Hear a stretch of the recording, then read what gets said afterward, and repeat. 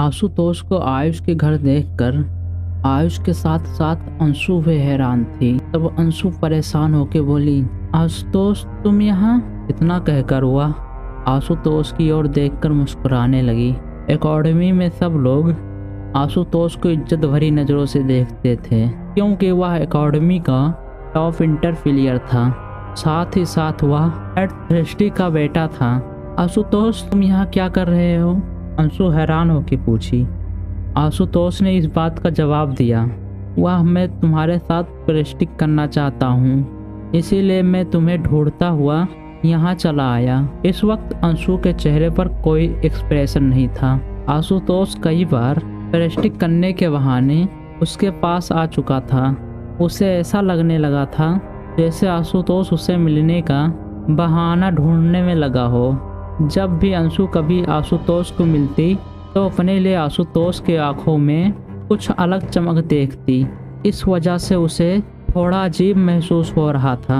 अंशु मैं तुम्हें इसलिए ढूंढ रहा था ताकि मैं तुम्हारे साथ प्रैक्टिस कर सकूं। मैं उम्मीद करता हूं तुम मुझे मना नहीं करोगी, आशुतोष ने एक कॉन्फिडेंस आवाज में कहा। आशुतोष जब से यहाँ आया था तब से वह आयुष की ओर एक झलक तक नहीं देखा था।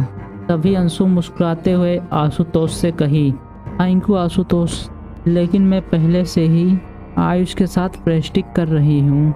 इतना कहकर अंशु ने आशुतोष का ऑफर रिजेक्ट कर दिया। आशुतोष के साथ प्रैक्टिस करने का सपना बहुत लड़कियों का था, लेकिन अंशु को आशुतोष बिल्कुल पसंद नहीं था। आशुतोष हमेशा सबसे अलग अलग रहता था और उसमें थोड़ा घमंड भी था, जिस वजह से अंशु उससे थोड़ी दूरी बनाकर रहती थी। वह जानती थी कि आशुतोष अपने आगे किसी को कुछ नहीं समझता और वह सबसे अपने हिसाब से रेट करता है। और वहीं आयुष आशुतोष से बिल्कुल अपोजिट था। उसे आयुष पसंद था। स्टार्टिंग से ही अंशु और आयुष के बीच बातचीत वैसे ही स्टार्ट हुई थी। अंशु को कोई एफर्ट नहीं लगाना पड़ा था। तब आशुतोष ने कहा, क्या तुम आयुष के साथ प्रैक्टिस करने वाली हो? आशुतोष ने आयुष को अब जाकर देखा था। आशुतोष ने आयुष को अब जाकर देखा, तब उसे महसूस हुआ कि वहाँ पर और भी कोई है। फिर वह आयुष की ओर देखकर मुस्कुराया, लेकिन वह आयुष से कुछ बात नहीं की। उसे देखकर यह अंदाज़ा लगाया जा सकता था कि वह आयुष को बिल्कुल पसंद नहीं करता। फिर आशुतोष कुछ सोचते हुए कहा, अच्छा ऐसी बात है, वैसे भी मैं तुम्हें एक वजह से और ढूंढ रहा था। तब अंशु बोली, अच्छा बताओ किस वजह से मुझे ढूंढ रहे थे? ऐसी भी क्या बात है? ज़्यादातर मैं तुमसे अकेले में बात करना चाहता हूँ। आशुतोष ने अजीब से एक्सप्रेशन के साथ आयुष की ओर देखते हुए कहा, आयुष सब ठीक है, मुझे अभी के लिए यहाँ से चलना होगा। अंशु ने आयुष से माफ़ी मांगते हुए कहा। इसके बाद आशुतोष और अंशु एक साथ वहाँ से जाने लगे।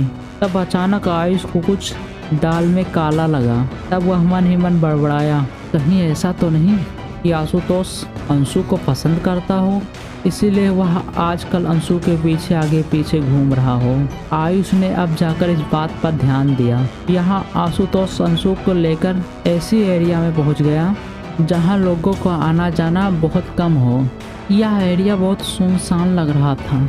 अंशु 15 दिन में पिलियर समिट शुरू होने वाला है, आशुतोष ने कहा।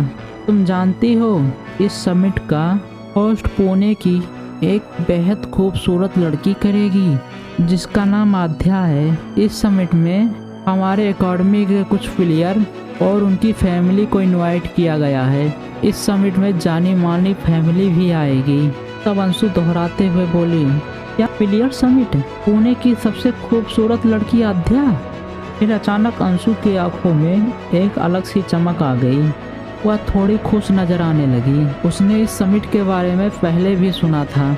इस समिट में पुणे के सबसे होनहार मार्शल आर्टिस्ट आने वाले थे और एक दूसरे के साथ मुकाबला करने वाले थे और इन्हीं प्लेयर में से पुणे के 4 जीनियस प्लेयर चुने जाने वाले थे। अंशु के चेहरे पर खुशी देखकर आशुतोष ने बात आगे बढ़ाई।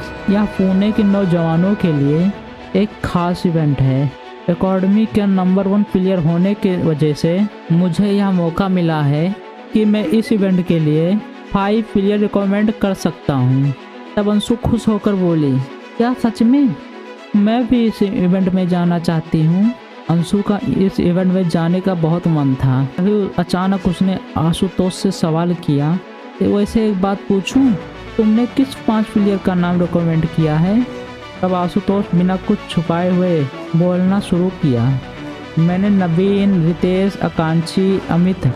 इससे पहले आशुतोष अपनी बात पूरी कर पाता, अंशु ने उसकी बात काटते हुए बोली, रुको रुको, क्या कहा तुमने? क्या तुमने इस लिस्ट में आयुष का नाम नहीं शामिल किया है? वह भी इनर प्लेयर के लिस्ट में 3रे नंबर पर आता है। अंशु परेशान होकर बोली। तब आशुतोष ने एक बेपरवाह टोन में बोला, आयुष? उस आयुष में क्या है? उसे अकेडमी में कोई नहीं जानता। वैसे भी उसमें मेरा मुकाबला करने का हिम्मत नहीं है। फिर ऐसे प्लेयर को समिट में ले जाने का क्या फ़ायदा? अंशु आशुतोष के बात पे बिल्कुल खुश नहीं थी। तब वह उदास होकर बोली, पर आयुष का परफॉर्मेंस भी तो बहुत अच्छा है। अंशु आशुतोष के फैसले से बिल्कुल खिलाफ थी। तब आशुतोष ने कहा, देखो अंशु, तुम परेशान न हो, मैं जल्द ही ब्राउन बेल्ट हासिल कर लूँगा और पुणे के 4 जीनियस प्लेयर में मेरा नाम जरूर शामिल होगा। इसीलिए यह मायने नहीं रखता कि मैं किसे चुनता हूँ किसे नहीं। मेन पॉइंट यह है कि तुम मुझसे जीतते हुए देखने के लिए वहाँ मौजूद होगी या नहीं। आशुतोष की आंखों में इस वक्त आग से दिखाई देने लगी थी। वह खुद को रोक नहीं पाया। उसने अपना हाथ बढ़ाया और अंशु के कंधे पर रख दिया। Ashutosh please we have self. या तुम क्या कर रहे हो? अंशु का चेहरा शर्म से लाल पड़ गया था। उसने झट से आशुतोष के हाथ अपने कंधे से हटाया। तब आशुतोष ने कहा, देखो अंशु, मैं अभी किसी के साथ जोर ज़बरदस्ती नहीं की है, लेकिन तुम्हें मेरी बात माननी ही होगी। जिस लड़की को मैं पसंद करता हूँ मैं उसके लिए कुछ भी कर सकता हूँ। आगे तुम देखो तुम्हें क्या करना है। और यहाँ दूसरी तरफ आयुष ने देखा अंशु और आशुतोष वहाँ से चले गए हैं तो उसने उनसे अपनी नज़र हटा ली। वह मार्शल आर्ट फील्ड में महारत हासिल करना चाहता था और वह पूरी दुनिया एक्सप्लोर करना चाहता था।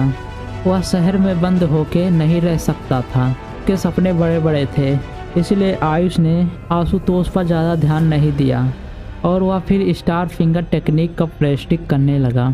वह अपने इनर स्ट्रेंथ और बॉडी स्ट्रेंथ सब पर काम करना चाहता था। वह अभी तक नहीं जानता था कि पुणे शहर में बहुत से प्लेयर को इन्विटेशन आया है और तो और इस इन्विटेशन को भेजने वाली इंसान एक बहुत खूबसूरत लड़की है। इसीलिए सभी प्लेयर अपनी स्किल को शो ऑफ करने के लिए बेताब थे। उसी दिन रात नवीन, रितेश, आकांक्षी, अमित इन्विटेशन मिल गया था। हर किसी को इस इवेंट में इनवाइट नहीं किया गया था। जो भी प्लेयर इनवाइट थे वह सब ग्रीन बेल्ट से ऊपर थे और वहीं आयुष इन सब से बिल्कुल अनजान था। और वहीं अंशु अपने घर में इधर उधर घूम रही थी। क्या मुझे आयुष को यह सब बता देना चाहिए या नहीं? और ऐसे ही 2 दिन बीत गए। आयुष इस वक्त गार्डन में अपनी आंखें बंद किए हुए बैठा हुआ था। अचानक उससे अपने शरीर में एक अलग एनर्जी महसूस हुई और आयुष ने जैसे ही अपनी आँख खोली तो फिर उसे अपनी आँखों में एक तेज रोशनी पड़ती हुई दिखाई दी और उसकी आंखें चौंधिया गईं। तब आयुष खुश होकर बोला, मेरी इनर स्ट्रेंथ पीक लेवल पर पहुंच चुकी है।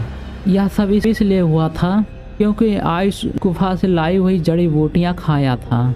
अब उसका विदरिंग ईयर तकनीक और मेटल वार तकनीक 5 लेवल पर पहुंचने वाली थी और एक बार यह तकनीक 5 लेवल पर पहुंच जाए तो उसका शरीर मेटल के जैसा मजबूत हो जाएगा, जिससे उस पर हमला करने वाला हथियार चकनाचूर हो जाएगा और ऐसे में आयुष हमला करने वाले इंसान को भारी नुकसान पहुंचा सकता है। तब आयुष उम्मीद जताते हुए कहा, बस कुछ दिन और मैं मेटल वार तकनीक के 5 लेवल पर पहुंच जाऊंगा। फिर पूरे अकेडमी में मेरा कोई सामना नहीं कर पाएगा। और यहाँ दूसरी तरफ अकेडमी के सुनसान हॉल में मुझे मार्शल आर्ट ब्राउन बेल्ट के लिए जितना उम्मीद थी उससे भी जल्दी हासिल कर लिए। आशुतोष इस वक्त जी तोड़ मेहनत करने के बाद पसीना पसीना हो चुका था। उसकी पर्सनालिटी बहुत स्ट्रॉन्ग थी और उसका ऑरा बहुत अलग था। वह हमेशा सबको अपने कंट्रोल में रखता था। उसके दबदबे की वजह से सब लोग उससे डरते थे। नॉट बैड आशुतोष, तुम अभी 18 साल के हो और तुमने ब्राउन बेल्ट हासिल कर ली। इस शहर में इतने कम उम्र में ब्राउन बेल्ट हासिल करने वाले तुम पहले प्लेयर हो। रंजीत ने आशुतोष को शाबाशी देते हुए कहा। तब आशुतोष ने रंजीत को क्रेडिट देते हुए कहा, अगर मेरे पास हजारों साल पुरानी मेडिसिन हर्ब्स नहीं होती और आपने इनर स्ट्रेंथ का टेक्निक नहीं सिखाया होता तो मैं ब्राउन बेल्ट इतने कम वक्त में कभी नहीं हासिल कर पाता। आशुतोष ने ब्राउन बेल्ट हासिल तो कर ली थी, लेकिन वह जानता था आगे के ब्लैक बेल्ट का सफ़र उसके लिए बहुत मुश्किल होने वाला है। वह भी जानता था कि ब्राउन बेल्ट से ब्लैक बेल्ट पहुंचने वाले प्लेयर 100 में से एक ही होते हैं। तब रंजीत ने कहा, अब तुम्हें और मेहनत करनी होगी। प्लेयर समिट भी आ गया है, तुम्हें उसमें अपनी जगह बनाकर दिखानी ही होगी। तब आशुतोष पूरे कॉन्फिडेंस से कहा, आप फिक्र मत कीजिए डैड, बिल्कुल ऐसा ही होगा। मुझे जीतने से कोई नहीं रोक सकता सिवाय राजवीर के। मैंने सुना है वह ब्लू बेल्ट के पीक लेवल पर पहुंच चुका है, पर आप फिक्र मत करें, मेरे उसे हराने का चांस 60% से ज़्यादा है। आशुतोष और रंजीत एक साथ प्रेस्टिंग में जुटे हुए थे। रंजीत आशुतोष को किसी भी हाल में टॉप पर देखना चाहता था। क्या आयुष प्लेयर समिट के बारे में जान पाएगा? क्या अंशु आयुष को आशुतोष की दी गई धमकी के बारे में बताएगा? आप सबको क्या लगता है कमेंट बॉक्स में कमेंट करके ज़रूर बताइए। और आगे की कहानी सुनने के लिए आप हमारे चैनल हॉरर लाइफ से जुड़े रहें।